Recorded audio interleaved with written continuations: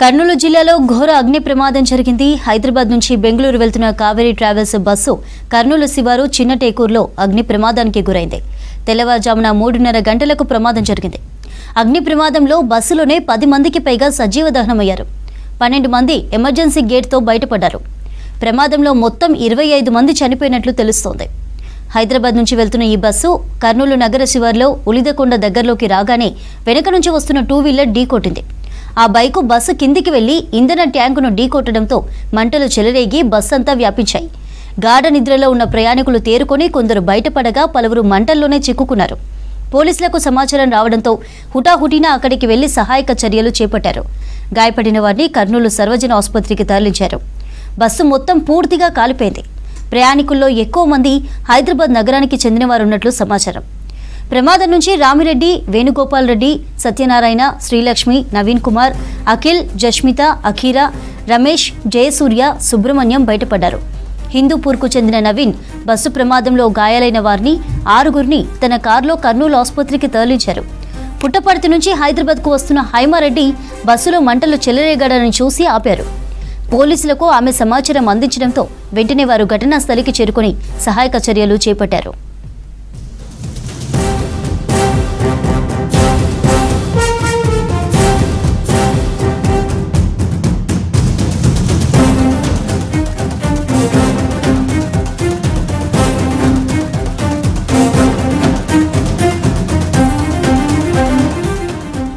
కర్నూలు జిల్లాలో ఘోర బస్సు ప్రమాదంపై తీవ్ర దిగ్భ్రాంతి వ్యక్తం చేశారు ముఖ్యమంత్రి చంద్రబాబు నాయుడు.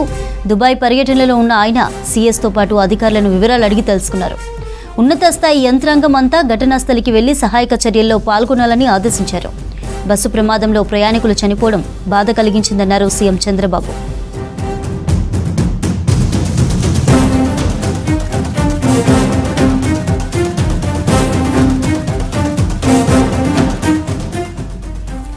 ఈ ప్రమాదం గురించి మరిన్ని డీటెయిల్స్ రాంప్రసాద్ అందిస్తారు. రాంప్రసాద్, ఏంటి అసలు ఈ ప్రమాదం ఎలా జరిగింది, ఎంతమంది ప్రమాదంలో చనిపోయారో అసలు ఏంటి మీ దగ్గర ఉన్న అప్డేట్స్? చంద్రిక, ఆంధ్రప్రదేశ్ రాష్ట్రంలోని కర్నూలు జిల్లా కల్లూరు మండలం చిన్నటేకూరు వద్ద అయితే ఘోర బస్సు ప్రమాదం జరిగింది. మనం చూస్తే ఇటు బస్సులో ప్రయాణిస్తున్నటువంటి 40 మంది ప్రయాణికులతో పాటు 2 డ్రైవర్లు కూడా ఇటు అగ్ని ప్రమాదంకు గురైనటువంటి బస్సులో చిక్కుకుపోయినట్లయితే మనకు ప్రాథమికంగా సమాచారం అందుతుంది. మనం చూస్తే ఈ బస్సు కావేరీ ట్రావెల్స్కి చెందినటువంటి ఒక ప్రైవేట్ బస్సు ఇటు బెంగళూరు నుంచి హైదరాబాద్కు వస్తున్న క్రమంలో తెల్లవారుజామున అయితే ఇటు కల్లూరు మండలం చిన్నటేకూరు వద్ద అయితే ప్రమాదానికి గురైనట్టు మనకు తెలుస్తుంది. ప్రాథమికంగా అందిన సమాచారం ప్రకారం అయితే ఇటు బెంగళూరు నుంచి హైదరాబాద్కు వస్తున్నటువంటి ఈ యొక్క ప్రైవేట్ బస్సు అయితే వస్తున్న క్రమంలో ఇటు బైక్ను ఢీకొట్టిన క్రమంలోనే ప్రమాదం జరిగి ఉండొచ్చు అనేది ప్రాథమికంగా సమాచారం అంతా ఉంది. ప్రధానంగా చూస్తే ఇటు బైక్ను ఢీకొన్న క్రమంలో బస్సు కింది భాగంలోకి వెళ్ళి అనంతరం బ్లాస్ట్ అయినట్టు మనకు తెలుస్తూ ఉంది. సో తద్వారా ఏర్పడినటువంటి అగ్ని ప్రమాదంతో అయితే ఒక్కసారిగా బస్సులో మంటలు అంటుకున్నట్టు తెలుస్తుంది. ముఖ్యంగా మనం చూస్తే ఈ బస్సు మొత్తం కూడా ఏసీ బస్సు కావడంతో అయితే వెంటనే బస్సు మొత్తం అగ్ని ప్రమాదానికి గురవడం జరిగింది. ఎందుకంటే బస్సులో ఉన్నటువంటి సీట్స్ కానీ అదేవిధంగా ఉన్నటువంటి ఏసీకి సంబంధించినటువంటి కెమికల్స్ అవన్నీ కూడా ఉంటాయి కాబట్టి దానికి సంబంధించి అయితే ఒక్కసారిగా మంటలు అంటుకున్నట్లయితే మనకు తెలుస్తూ ఉంది. ప్రధానంగా మనం చూస్తే ఇప్పటికే ఈ ప్రమాద ఘటనకు సంబంధించి అయితే ఆంధ్రప్రదేశ్ రాష్ట్ర ముఖ్యమంత్రి చంద్రబాబు నాయుడు దుబాయ్ పర్యటనలో ఉండి కూడా ఇటు ఎక్స్ వేదికగా అయితే సంతోషం వ్యక్తం చేశారు. అంతేకాకుండా ఇటు అధికారులను కూడా అలర్ట్ చేసినటువంటి పరిస్థితి. ముఖ్యంగా ఈ జరిగినటువంటి ఘటనకు సంబంధించి ఇటు మంత్రులు ఏపీకి సంబంధించినటువంటి రవాణా శాఖ మంత్రి రాంప్రసాద్ రెడ్డి, అదేవిధంగా ఇటు ఏపీకి సంబంధించినటువంటి మరొక మంత్రి లోకేష్ కూడా ఇటు దిగ్భ్రాంతి వ్యక్తం చేసినటువంటి పరిస్థితి. అంతేకాకుండా ఇక్కడ ఉన్నటువంటి పరిస్థితి మొత్తాన్ని కూడా ఇటు కర్నూలు జిల్లా ఎస్పీ విక్రాంత్ పాటిల్ అయితే ఎప్పటికప్పుడు అక్కడ స్థానికంగా ఉన్నటువంటి అధికారులను కోఆర్డినేట్ చేసుకుంటూ అయితే వారి క్షతగాత్రులకు సహాయక చర్యలు అందించే విధంగా అయితే చర్యలు కొనసాగుతున్నాయి. ముఖ్యంగా మనం చూస్తే ఈ ప్రమాద ఘటనకు సంబంధించి తెల్లవారుజామున కావడంతో బస్సుకు పక్కనే వెళ్తున్నటువంటి వాహనాలు కూడా అక్కడ నిలిచి బస్సులో మంటల్లో చిక్కుకున్నటువంటి ప్రజలను కాపాడేందుకు కూడా ప్రయత్నాలు చేసినట్లయితే మనకు తెలుస్తూ ఉంది. అంతేకాకుండా బస్సుకు మంటల్లో గురైన సందర్భంలో కొంతమంది మాత్రం ప్రాణాలతో బయటపడ్డారు. ప్రాణాలు రక్షించుకున్న క్రమంలో సుమారు 20 మంది వరకు కూడా ప్రాణాలు కోల్పోయి ఉండవచ్చు, సజీవన దహనమై ఉండొచ్చు అనేటువంటి ఒక సమాచారం అయితే అందుతూ ఉంది. ఎందుకంటే తెల్లవారుజామున జరిగినటువంటి ఘటన కావడంతో అయితే ఇటు స్లీపర్ బస్సు కావడంతో అందరూ కూడా నిద్రలో ఉంటారు. సో ఈ క్రమంలో బస్సులో మంటలు అంటుకున్నప్పటికీ కూడా బయటికి వెళ్లేందుకు ఇటు ఎమర్జెన్సీ ఎగ్జిట్ ద్వారా కొంతమంది మాత్రమే మాత్రమే బయటకు వచ్చారు.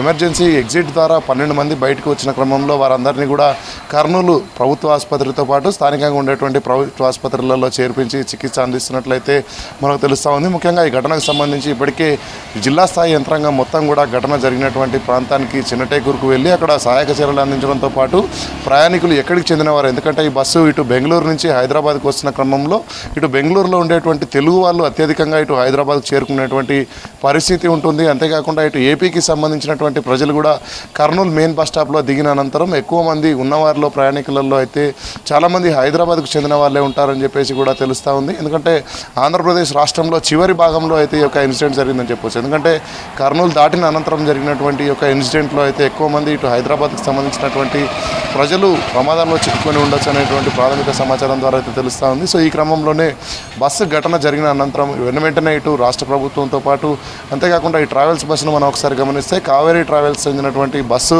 ఇది ఒరిస్సా రిజిస్ట్రేషన్తో ఉండడంతో అయితే వెంటనే ఇటు దానికి సంబంధించినటువంటి బస్ ట్రాక్ను కూడా ఇటు రవాణా శాఖ అధికారులు అయితే చెక్ చేయడం జరిగింది. బస్సుకు సంబంధించినటువంటి అన్ని రకాల పత్రాలు సరిగా ఉన్నప్పటికీ కూడా ప్రమాదం కారణంగానే ఇటు బస్సు మంటలలో చిక్కుకుందనేటువంటి ఒక సమాచారం అయితే ప్రాథమికంగా అంతా ఉంది. ఇప్పటికీ క్షతగాత్రులు అయితే స్థానిక ప్రభుత్వ హాస్పిటల్ తరలించినటువంటి యొక్క అధికారులు అక్కడ ఉన్నటువంటి క్షతగాత్రులకు సంబంధించి అదేవిధంగా ఇటు బస్సులో ప్రయాణించినటువంటి వారికి సంబంధించినటువంటి డీటెయిల్స్పై అయితే ఆరా తీస్తున్నారు. ఇప్పటికే ట్రావెల్ కంపెనీకి సంబంధించి ఇటు సమాచారాన్ని కూడా సేకరిస్తున్నారు. అంతేకాకుండా బస్సులో ఆ సమయంలో ఎంతమంది ఉన్నారు, ఎంతమంది బస్సు దిగి వెళ్ళిపోయారు, ఉన్నవారిలో ఎంతమంది ప్రమాదానికి గురయ్యారు, మరికొంతమంది వ్యక్తులకు సంబంధించినటువంటి సమాచారం అయితే ఇప్పటికి కూడా అందడం లేదు. సో వారికి సంబంధించి వారు బస్సు నుంచి తప్పించుకొని ప్రాణాలు బయటపట్టుకొని ఎక్కడికైనా వెళ్ళిపోయారా, లేదంటే ప్రాణాలు కాపాడుకునే దశలో సుదూర ప్రాంతాలకి ఏమైనా పరుగులు తీశారా అనేటువంటి కోణంలో కూడా పోలీసులు అయితే అన్ని రకాలుగా ఇటు చుట్టుపక్కల ప్రాంతాలన్నీ కూడా జల్లడపడుతున్నటువంటి పరిస్థితి. ఎందుకంటే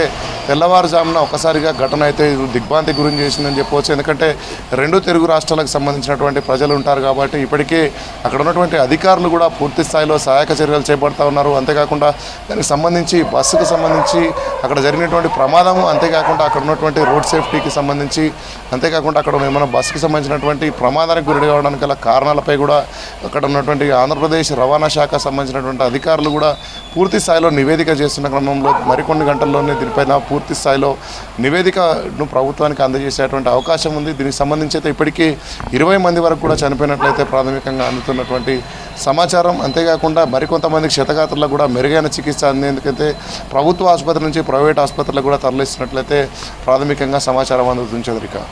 రైట్ రామ్ ప్రసాద్.